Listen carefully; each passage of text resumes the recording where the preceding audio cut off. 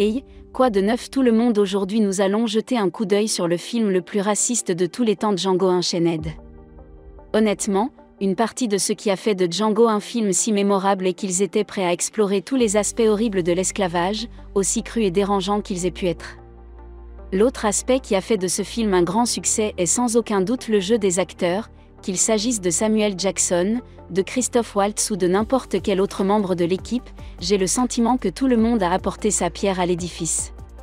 Alors sans plus attendre, voici 10 faits que vous ne saviez pas sur Django Unchained.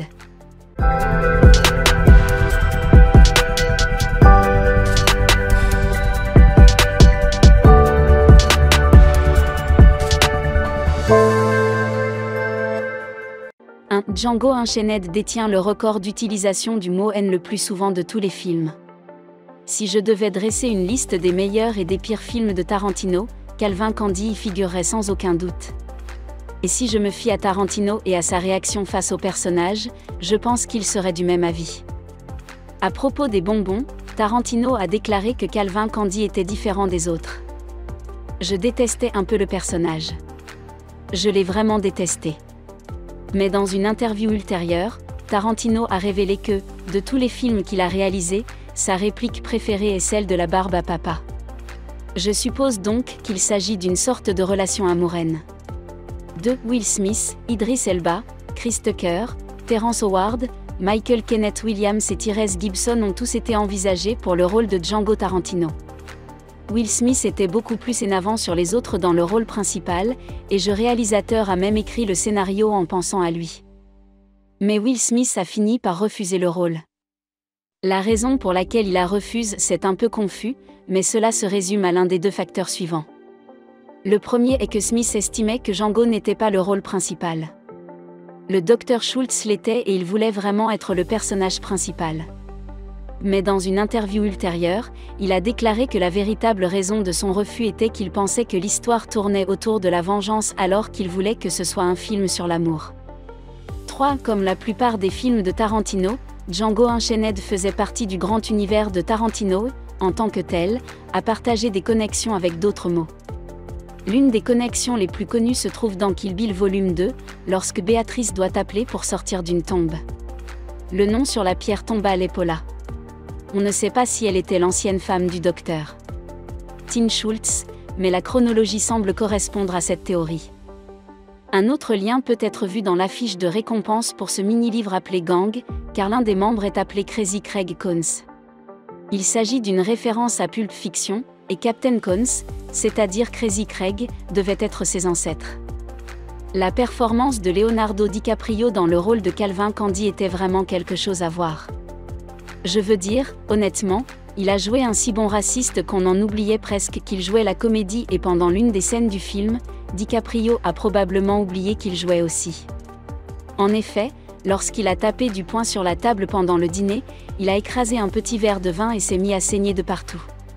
Sans se laisser décourager, et presque stimulé par la douleur, DiCaprio a terminé son film en beauté. DiCaprio l'a terminé avec une tonne de mouvements supplémentaires, et c'est cette prise qui a été retenue pour le film.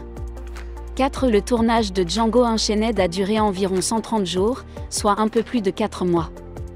Il s'agit du plus long tournage de Tarantino pour l'un de ses films, et aussi du film le plus cher qu'il ait jamais réalisé, puisqu'il a coûté 100 millions de dollars. Après la sortie de Django Unchained, Tarantino a commencé à travailler sur la suite du film, intitulé Django et l'Enfer Blanc.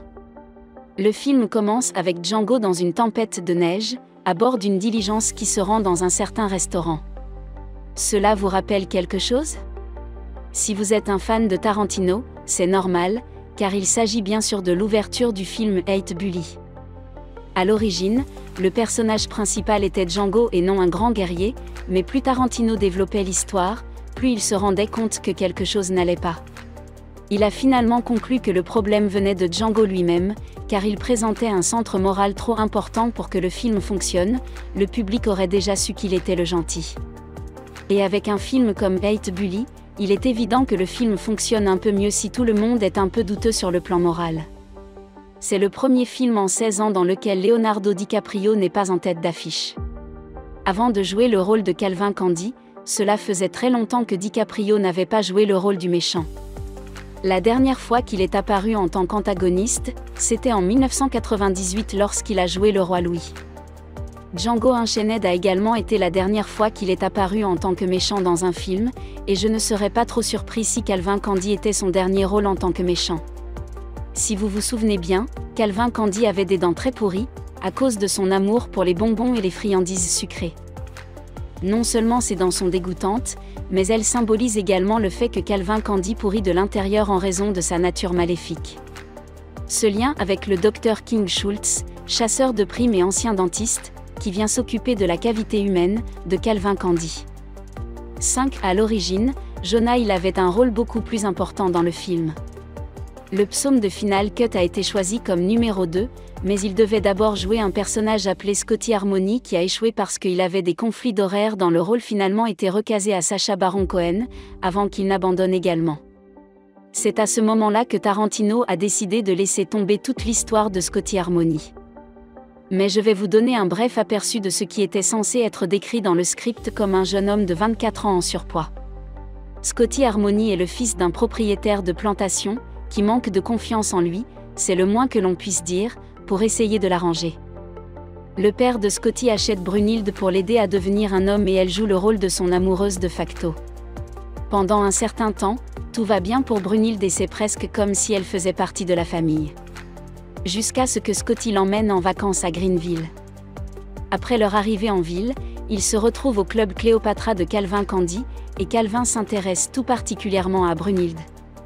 Ils font une partie de jeu dans la nuit, ce qui se transforme en une partie de poker entre Candie et Scotty. Après que Scotty soit à court d'argent, Calvin Candie propose un marché. Il mise sur son esclave préférée Sheba, celle du film, et s'attend à ce que Scotty lui offre Brunhilde. Obligé de prendre une décision sous la pression, Scotty accepte mais se fait battre à plate couture par Calvin, qui réalise qu'il a gagné Brunhilde lors d'une partie de cartes. Scotty accuse Candie de tricheur, ce qui l'incite à le provoquer immédiatement en duel pour avoir calomnié son nom dans son propre club. À ce stade, les choses vont trop vite pour le pauvre Scotty Harmony qui est abattu par Candie. 6. La dynamique entre Stephen et Django est sans aucun doute l'une des parties les plus drôles du film. C'est pourquoi, après avoir découvert que plusieurs scènes entre les deux avaient été coupées dans la version finale, j'ai été assez choquée. La première scène supprimée se déroule juste après que nous ayons vu Stephen pour la première fois.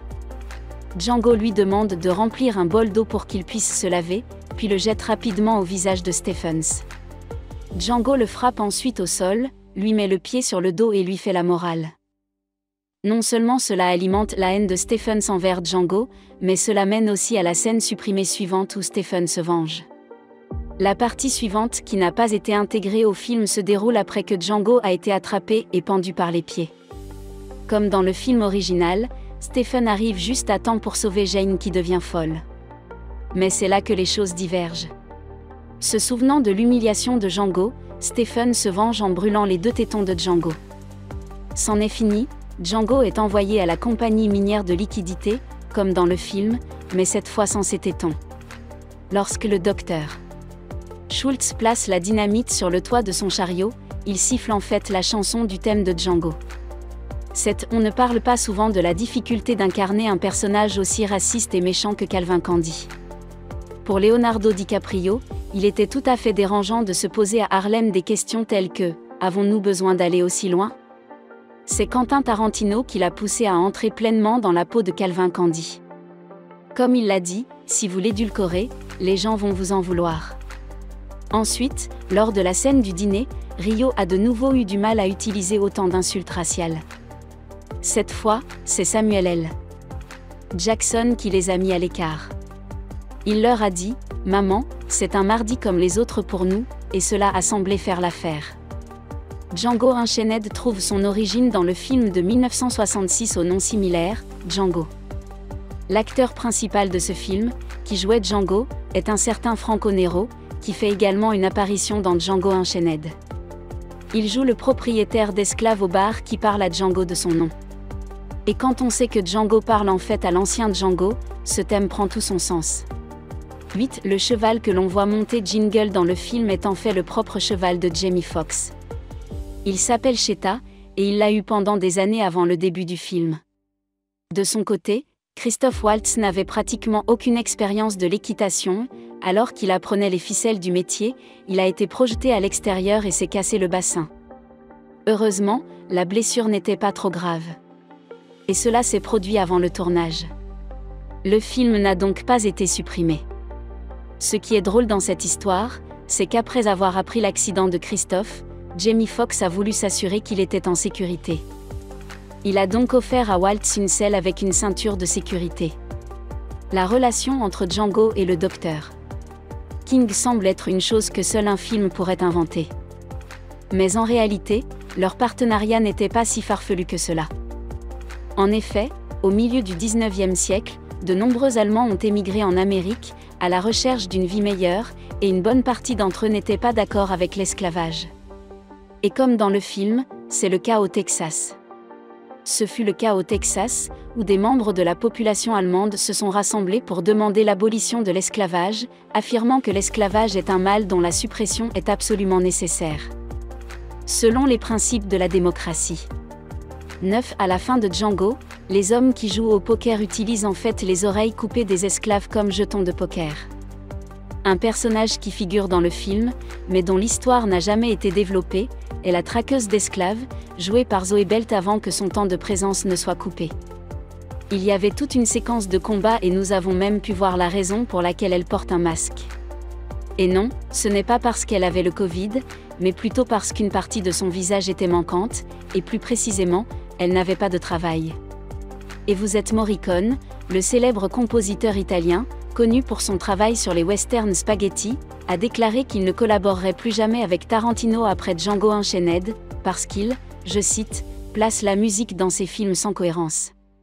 Morricone a également commenté Django Unchained en disant qu'il ne l'aimait pas à cause du sang. Malgré tout, Morricone et Tarantino ont fini par régler leurs différends et par retravailler ensemble sur le film détestable qui a valu à Ennio son premier Oscar. 10. Le prochain film Django Zorro est maintenant en pré-production, ce sera la première suite officielle de la carrière de Tarantino. On pourrait dire que Kill Bill Volume 2 était une suite, mais à mon avis, ce n'était que la deuxième partie de la même histoire. La suite de Django sera donc basée sur la mini-série de bande dessinée du même nom, et impliquera évidemment Django et Zorro, sans trop en dévoiler. L'intrigue implique que Django devienne le garde du corps du célèbre Zorro alors qu'ils se battent pour libérer la population locale de l'esclavage. Jamie Foxx reprendra très certainement son rôle de Django, mais on ne sait pas encore si Antonio Banderas reprendra les bottes de Zorro. Il est intéressant de noter que Tarantino ne sera pas le réalisateur, car il a déclaré qu'il prendrait sa retraite après avoir réalisé son 10e film. Et parce qu'il fut un temps où Hollywood était aussi sympathique. Je suis sûr qu'il ne veut pas terminer sa carrière de cinéaste sur une suite de films croisés. Merci à tous d'avoir regardé cette émission. J'espère que vous avez apprécié. Si c'est le cas, laissez-moi un like et n'oubliez pas de vous abonner. Très bien, à la prochaine fois, passez une bonne journée.